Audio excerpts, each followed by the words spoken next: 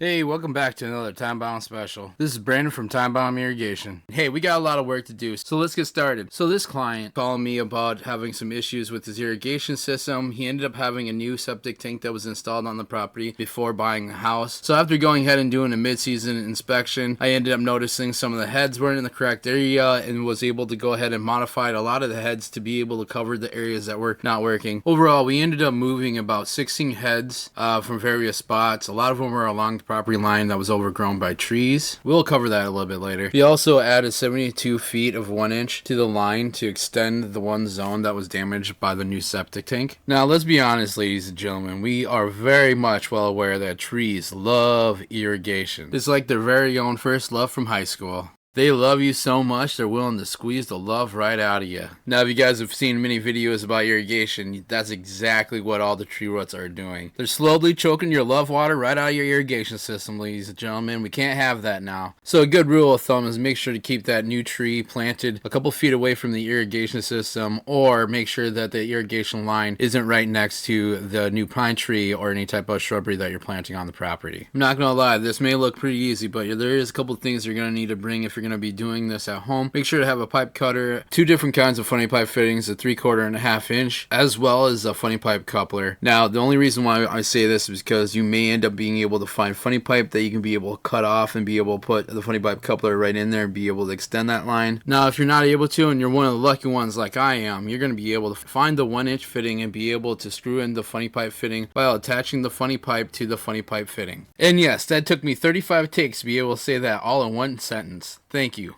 Thank you for listening. Now, there is one more secret way I like to do this, and I don't know if I should let you guys in on it, because if I let you guys in on it, then everybody's going to know about it. Then when everybody knows about it, then everybody's going to steal my techniques. And when they steal my techniques, then I'll never have anything to show you guys, because I'm a very technical type of person. And so when people steal my techniques like that, I just want to be really technical about it all. So, nah, I'm just messing with you guys. It's going to be a 3/4 or a 1/2 inch coupler. There you have it. You got it out of me. You can have it. It's all yours, and it's very cheap to be able to get, and it actually helps a lot. But remember, y'all, there should be no shame in your irrigation game. So go ahead and get a couple of those guys and get to work. Now, I can hear some of you guys out there saying, why?